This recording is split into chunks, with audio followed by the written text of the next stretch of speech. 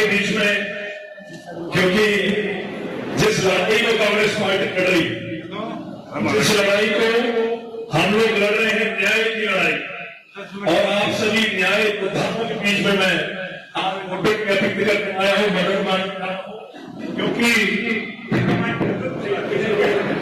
आप सब जो है वो न्याय योद्धा है। क्योंकि जब आम आदमी की उम्मीदें हर जगह से खत्म हो जाती हैं,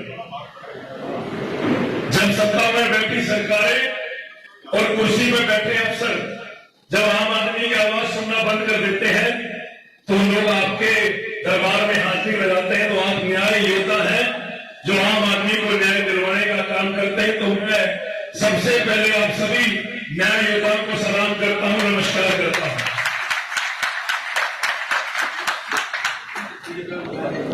भाई प्रधानमंत्री, भाई सरकार की हमारे यहाँ तो बिजली भी चलेगी, हम आपसे भाई ये अनुरोध करेंगे, भाई जनरेटर की अगर फैसिलिटी है तो ठीक है, नहीं तो आपका आशीर्वाद रहा तो पूरी बिजली भी आएगी और 24 घंटे जनरेटर भी आपको यहाँ पे उपलब्ध करा के देंगे।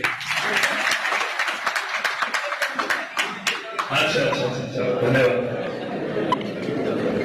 देखिए, आज आपके बीच में बतौर कांग्रेस प्रत्याशी यहाँ मैं पहुंचा हूं। सबसे पहले मैं आपसे अपील करता हूं, क्योंकि 9.5 साल की हरियाणा की सरकार आपने देखी, 10 साल की केंद्र की सरकार आपने देखी। आज जो बीजेपी की तरफ से प्रत्याशी है, 9.5 साल प्रदेश के मुख्यमंत्री रहे, और हमारी लोकसभा से ही 10 साल केंद्र की सरकार देखी। आज जिस प्रकार से गवर्नमेंट एजेंसीज का मिसयूज हो रहा है, आज जिस प्रकार से आम आदमी की आवाज को दबाया जा रहा है, ये सिर्फ नेशनल लेवल पे नहीं, चाहे हम स्टेट लेवल पे बात करें, चाहे डिस्ट्रिक्ट लेवल पे बात करें, कहीं ना कहीं जो गवर्नमेंट्स की पावर है उनका मिसयूज हो रहा है। मैं अपना लाइव एग्जाम्पल देता हूं कि मैंने जब कांग्रेस पार्टी ने मुझे प्रत्याशी का ऐलान किया, मैं तो सबसे बड़ा धन्यवाद करता हूं आप वकील साथियों का। मैं धन्यवाद करता हूं हमारे बीच प्रताप जी मौजूद है। आज आपकी बदौलत मैं कांग्रेस का प्रत्याशी बन पाया, क्योंकि सरकार ने पूरे प्रयास किए मेरा नामांकन रद्द करने के लिए। मैं तो देश की न्याय व्यवस्था का और बाबा साहब भीमराव अम्बेडकर जी के बनाए संविधान की मैं सलाम करता हूं कि आज उस संविधान की बदौलत मैं आज यहां प्रत्याशी बनकर आपके बीच में बोल रहा हूं, क्योंकि सरकार ने कोई कमी नहीं छोड़ी। जिस दिन पार्टी ने मुझे कैंडिडेट बनाया, सरकार ने झूठा मुकदमा मेरे ऊपर दर्ज कराया, और एक नहीं 5 मुकदमे मेरे ऊपर दर्ज करा रखे, 2 बार जेल में जाके आया। लेकिन मैं धन्यवाद करता हूं न्याय व्यवस्था का, वकील साथियों का, मैं धन्यवाद करता हूं अपने लीगल टीम का, क्योंकि उनकी बदौलत आज मैं यहां खड़ा हूं। ये तो बीजेपी ने कोई कमी नहीं छोड़ी थी मेरा नामांकन रद्द कराने के लिए। मैं धन्यवाद करता हूं ऑनरेबल हाईकोर्ट का, मैं धन्यवाद करता हूं ऑनरेबल डिस्ट्रिक्ट कोर्ट पंचकुला का, क्योंकि सरकार ने झूठा मुकदमा दर्ज कराया। सरकार ने मेरे ऊपर एक मुकदमा दर्ज कराया और कहा, मनोहर लाल जी की स्टेटमेंट है कि कांग्रेस के जो प्रत्याशी हैं उनके ऊपर मुकदमे दर्ज है। भाई मैंने कहा मुकदमे दर्ज, लेकिन मुकदमे किस बात के दर्ज? पिछले 8.5 साल हरियाणा के नौजवानों की, हरियाणा के आम आदमी की आवाज इस सरकार के सामने उठाता आया। और एक बार तो मनोहर लाल खट्टर जी का हाथ पकड़ लिया था बतौर मुख्यमंत्री, लेकिन किस लिए पकड़ा, किस लिए उनका विरोध किया था? मनोहर लाल जी से कोई व्यक्तिगत दुश्मनी नहीं है, लेकिन मनोहर लाल जी इस कुर्सी पर बैठे, जिस कुर्सी पर बैठ के उनको लोगों के हितों के लिए फैसले लेने चाहिए थे, उसका विरोध किया, और एक नहीं 5 मुकदमे दर्ज है। और अभी हाल ही में एक झूठा मुकदमा मेरे ऊपर दर्ज कराया। लेकिन मैं तो धन्यवाद करता हूं अदालत का, क्योंकि जब अदालत में गए तो 2 मिनट के अंदर ऑनरेबल जज साहब ने उस झूठे मुकदमे में मेरे को जमानत दे दी और बीजेपी के मुंह पे काला तमाचा मारने का काम किया। और मैं बाहर आया, मैं मीडिया के माध्यम से अदालत से बाहर आके मनोहर लाल जी को कहा कि मनोहर लाल जी, मेरे को तो अदालत ने जमानत दे दी, एक बार आप जनता की अदालत में तो आओ, जनता इस बार आपकी जमानत जब्त करने का काम करेगी, जमानत जब्त करें। देखिए, आप में से कई हमारे काफी सीनियर एडवोकेट साहब बैठे, मेरे हम उम्र साथी भी बैठे, मेरे से बड़े भी बैठे। मैं आज आपके बीच में अपील करने आया।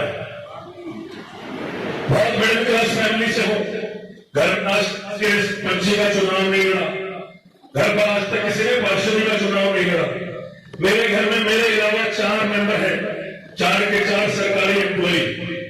घर में दूर दूर तक राजनीति से कोई लेना देना नहीं, कोई वास्ता नहीं। लेकिन पिछले 12 सालों से लगातार मेहनत कर रहे हैं, संघर्ष कर रहे हैं। सबसे पहले 2014 के अंदर पंजाब यूनिवर्सिटी चंडीगढ़ का प्रेसिडेंट बना। हरियाणा का लठ लगाने का काम चंडीगढ़ के अंदर दूसरे किसी नौजवान ने हरियाणा से किया तो आपके भाई ने किया, आपके बेटे ने किया। उसके बाद एनएसयूआई हरियाणा का पूरे प्रदेश का अध्यक्ष बना, क्योंकि कांग्रेस पार्टी के अंदर इलेक्शन सिस्टम है, चुनावी प्रक्रिया है। तो चुनाव के माध्यम से कांग्रेस की जो छात्र इकाई है एनएसयूआई, उसका अध्यक्ष बना। और अब 2018 के अंदर जो है हरियाणा यूथ कांग्रेस का अध्यक्ष चुनावी सिस्टम से 2 लाख वोटों से जीत कर आया। लेकिन पिछले 8 साल से लगातार सरकार के खिलाफ लड़ाई लड़ने का काम किया। मनोहर लाल जी से ये राजनीतिक लड़ाई तो आज चुनावी सिस्टम के थ्रू शुरू हुई, लेकिन उनकी गलत नीतियों के खिलाफ पिछले 8.5 साल से लड़ाई लड़ रही। न जाने कितनी बार मनोहर लाल जी को उनकी गलत नीतियों के खिलाफ समय समय पर आईना दिखाने का काम किया, और उसी एवज में मेरे ऊपर मुकदमे भी दर्ज किए गए, जेल भी भेजा गया। लेकिन दम इस बात का नहीं है कि मुकदमे दर्ज हुए या जेल गए, लेकिन बात इस बात की है कि 9.5 साल एक व्यक्ति को आपने मुख्यमंत्री बनाया, और एक नहीं 2 बार। अगर मनोहर लाल जी चाहते तो मुझे लगता है हमारे इलाके के अंदर आज ऐसे हालात ना हो। 9.5 साल बहुत लंबा समय हो जाता है। मैं तो एक बात कह रहा था, किसी साथी ने बात कही, उसका एग्जाम्पल आपके बीच में रखूंगा। भाई अनिल कपूर जी की एक फिल्म आई थी, रील और रियल लाइफ को कंपेयर करूंगा यहां पे आपके बीच में। अनिल कपूर की एक फिल्म आई थी, एक दिन के मुख्यमंत्री बनते अनिल कपूर जी। फिल्म का नाम है नायक।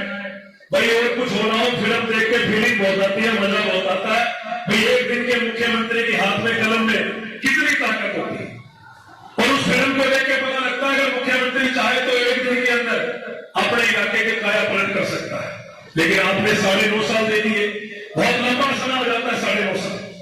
आपने प्यार, आशीर्वाद, समर्थन देने में कोई कमी नहीं छोड़ी।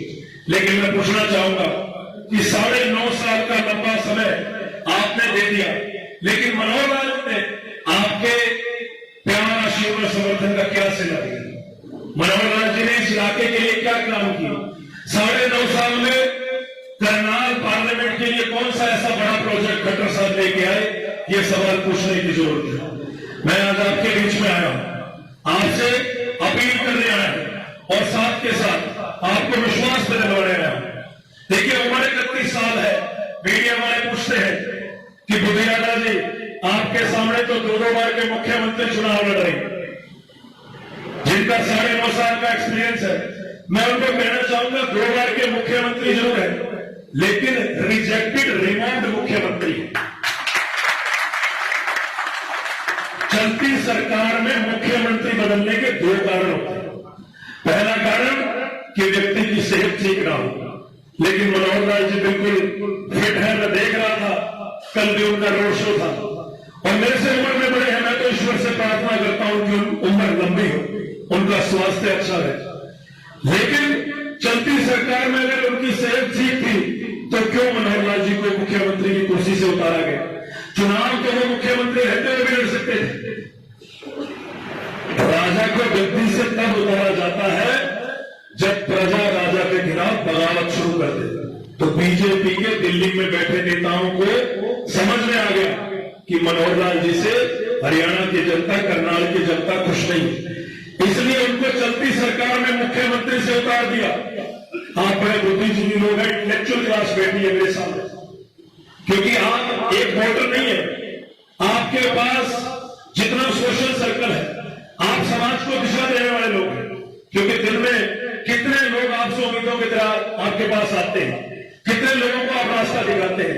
मैं intellectual class of this city में आपसे पूछना चाहूंगा, एक व्यक्ति जिसके माथे के ऊपर उसकी खुद की पार्टी ने एक नकारा, नाकाबिल, रिजेक्टेड, रिमूव्ड मुख्यमंत्री का ठप्पा लगा दिया हो। क्या आप बताइए, क्या आप ऐसे व्यक्ति को सांसद के रूप में स्वीकार करेंगे? ये सवाल मैं आपसे पूछना चाहता हूं।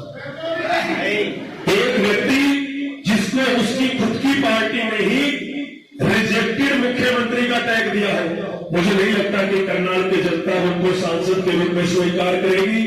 इश्यूज बहुत है, मुद्दे बहुत है, पानीपत की बात कर ली जाए, स्मार्ट सिटी की बात कर ली जाए, करप्शन की बात कर ली जाए, प्रॉपर्टी आईडी, फैमिली आईडी की बात कर ली जाए, और आप तो क्योंकि सारी दुनिया की समस्याएं आपके पास आती हैं, जब अफसर नहीं सुनता, जब सरकारें नहीं सुनती, तो अंत में आपका दरवाजा खटखटाया जाता है। और मैं तो आपको यही विश्वास दिलाना चाहूंगा कि जीवन में 3 बार चुनाव लड़े और हमेशा से कोशिश ये रही कि मेरे साथियों ने जो जिम्मेवारी मेहनत करके मेरे बुजुर्गों ने आशीर्वाद देके जो मुझे दी, कोशिश ये करी है कि उस चेयर के साथ, जिस कुर्सी पर, जिस चेयर पर जो है मुझे बैठाया गया, मैं कोशिश करता हूं उसके साथ जस्टिस किया जाए।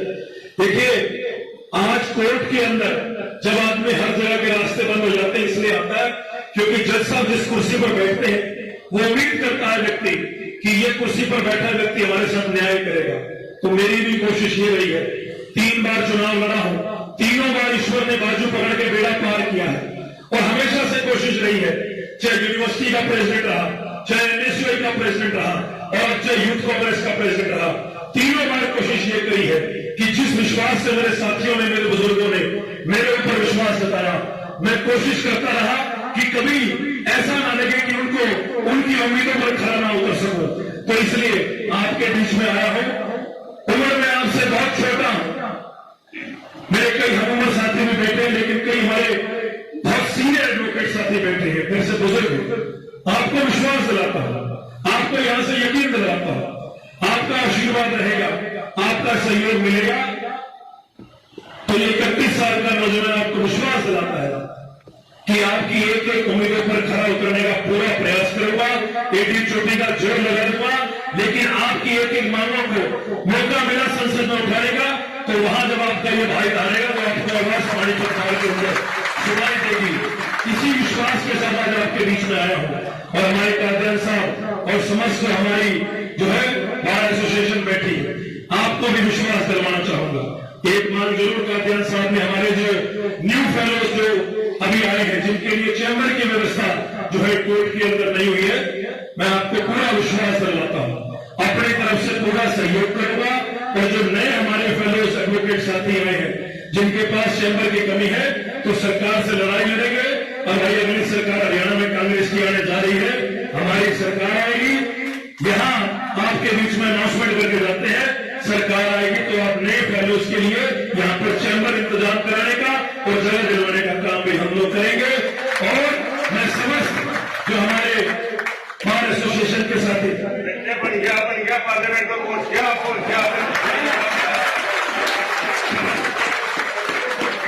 आपका बहुत बहुत धन्यवाद। भाई खाना तो पता नहीं मिलता, आपके आशीर्वाद से काम चल रहा है, आपका आशीर्वाद इसी तरीके से मिलता रहे। तो मैं अंत में अपनी बात को विराम देते हुए आप सबसे इजाजत भी लूंगा और पूरी बार एसोसिएशन का सम्मानित मंच पर बैठे एक नेतागण और सभी एडवोकेट साथियों का यहां से बहुत बहुत धन्यवाद करता हूं। और उम्मीद करूंगा कि आने वाली 25 तारीख को आप एक एक वोट कांग्रेस पार्टी के पक्ष में डलवाने का काम करें। आपका ये भाई आपको विश्वास दिलाता है, जहां भी बार एसोसिएशन को मेरी जरूरत होगी, वहां कंधे से कंधे मिलाकर